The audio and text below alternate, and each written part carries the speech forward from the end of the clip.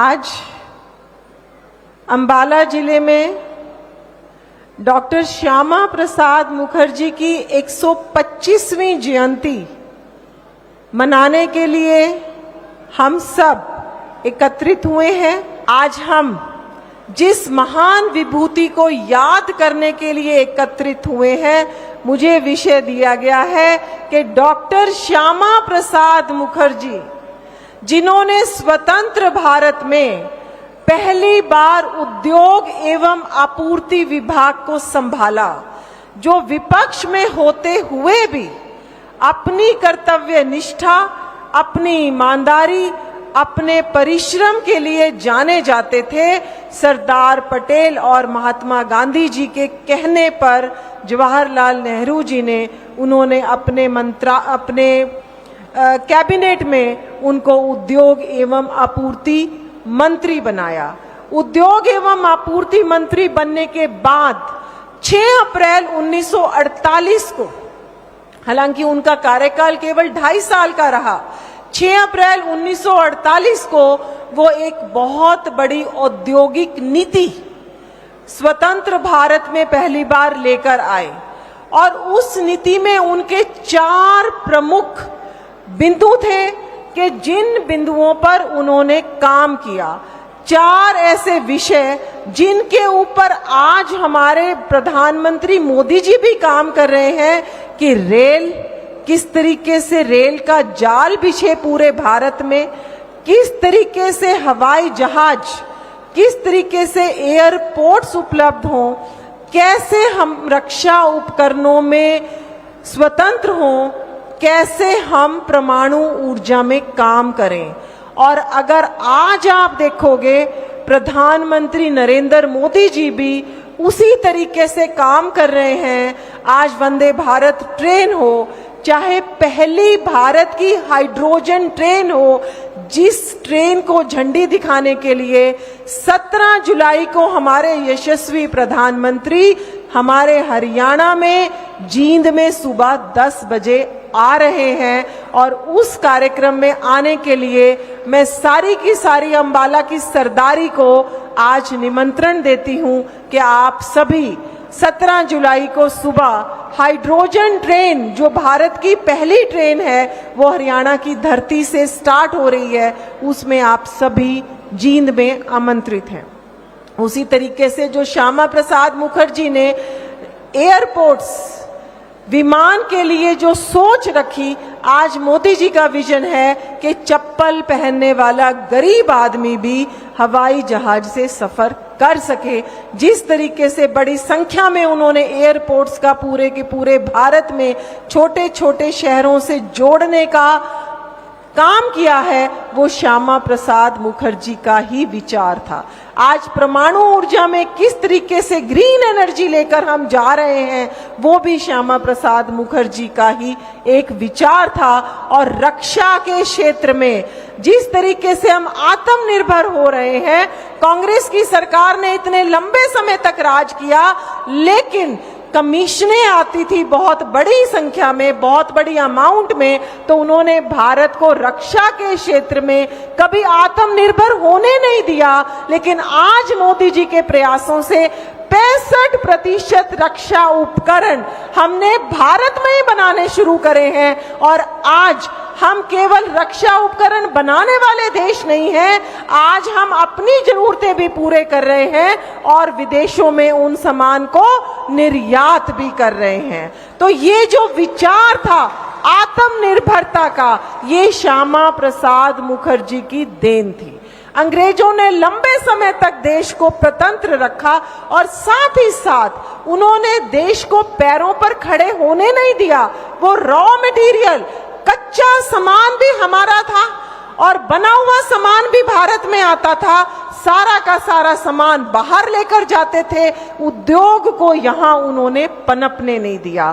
तो चाहे भारी उद्योग था, चाहे एमएसएमई था, चाहे हथकरघा था, हर तरीके का उद्योग भारत में कैसे आए, भारत कैसे आत्मनिर्भर बने, ये नींव जो है आत्मनिर्भरता की, श्यामा प्रसाद मुखर्जी ने रखी। और आज आप सब देखते हैं कि vocal for local, local for vocal, जो एक विचार को प्रधानमंत्री जी ने नीचे तक इनकलकेट किया है, जिस विचार को नीचे तक लेकर गए हैं, वो विरासत हमें डॉक्टर श्यामा प्रसाद मुखर्जी से मिली। आज जो चित्तरंजन लोकोमोटिव इंडस्ट्रीज थी, जिसमें पहला देशबंधु इंजन बना, वो ही इंजन आज लगातार, वही फैक्ट्री आज अलग अलग तरह के इंजन बना रही है। और आज हिंदुस्तान एरोनॉटिक्स लिमिटेड जो एक बहुत बड़ा काम कर रही है भारत के लिए, उसको भी हिंदुस्तान एयरक्राफ्ट के नाम से डॉक्टर श्यामा प्रसाद मुखर्जी ने शुरू किया। और एक ऐसे मंत्री के रूप में उन्होंने छवि बनाई जो पूरी तरीके से निष्कलंक, पूरे तरीके से ईमानदारी, और उसी का उदाहरण आप आज प्रधानमंत्री नरेंद्र मोदी और मुख्यमंत्री नायब सिंह सैनी जी के रूप में देख रहे हो। तो ये विरासत हमें वहां से मिली और आज हमारे कार्यकर्ता उस विचार के ऊपर खड़े हो रहे हैं। और साथ ही साथ आज छोटा सा भी पद हो, अगर मंडल अध्यक्ष को भी हम कह देते हैं ना कि भाई तू काम नहीं कर पा रहा, इस पद को छोड़ दे, लेकिन एक उद्योग एवं आपूर्ति मंत्रालय जैसा इंपॉर्टेंट मंत्रालय जब देश में नेहरू लियाकत समझौता हुआ और उनको लगा हम अल्पसंख्यकों के साथ न्याय नहीं कर रहे, 1 मिनट में उन्होंने उस मंत्रालय को लात मार दी और देश भर में एक आंदोलन शुरू किया।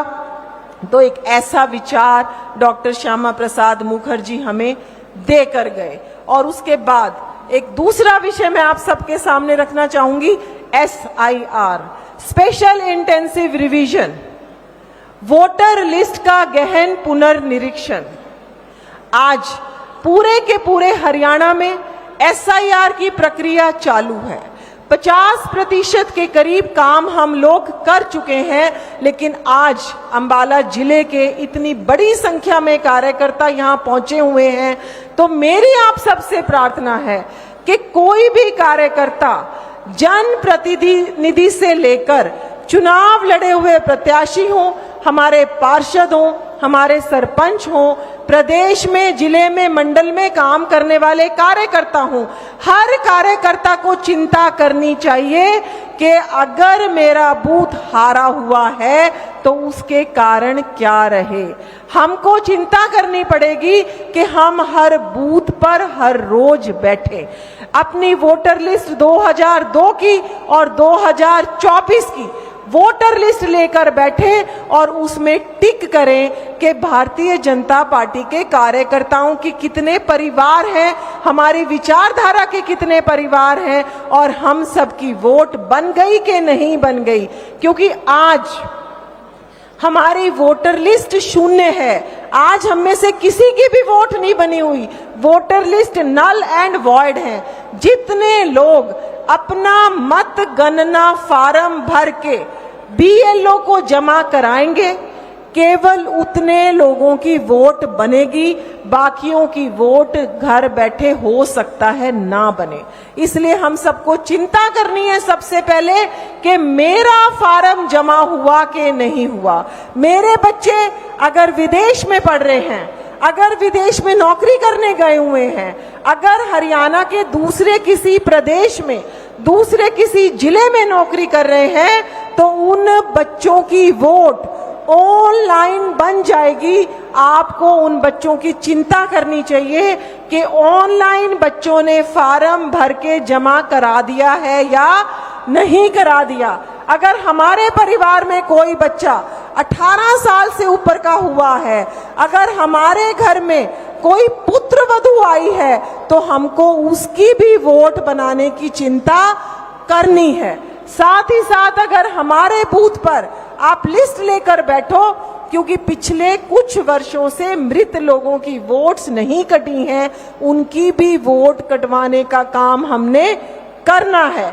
और साथ ही साथ last but not the list, जिस भी बूथ पर आप किसी भी घुसपैठिए को अगर चिन्हित करते हो, कुछ विपक्षी भ्रष्ट पार्षदों ने, कुछ भ्रष्ट अधिकारियों ने पहले उनका आधार कार्ड बनवाया और फिर उनका वोटर कार्ड भी बनवा दिया।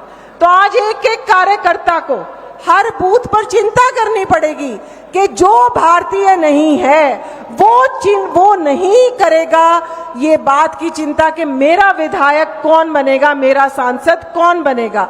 ये हम सब चिंता करेंगे कि हमारा विधायक कौन होगा, हमारा सांसद कौन होगा। ये घुसपैठिए वोट नहीं डालें, इसकी चिंता करने के लिए आपका काम है डिटेक्ट और डिलीट, डिपोर्ट कराने का काम हमारी सरकार करेगी। तो इसलिए हर एक कार्यकर्ता से मेरा विनम्र निवेदन है कि अपना ऑफिस, अपना घर छोड़कर कुछ समय ही है, 1.5 महीने का टाइम है, जिसमें हम सबको SIR के काम में जुटना पड़ेगा और हम सब जुटेंगे। जो कार्यकर्ता मानते हैं कि हम सब बूथ पर जाएंगे और काम करेंगे, वो मुष्टिकाएं बंद करके मेरे साथ एक उद्घोष करेंगे। हम सब बूथ पर जाएंगे, हम सब काम करेंगे। जो ये मानते हैं वो मुष्टिकाएं बंद करके मेरे साथ उद्घोष करेंगे, भारत माता की। भाई पीछे वाले नहीं मान रहे कि वो बूथ पर जाके काम करेंगे। भारत माता की। बहुत बहुत धन्यवाद, बहुत बहुत आभार।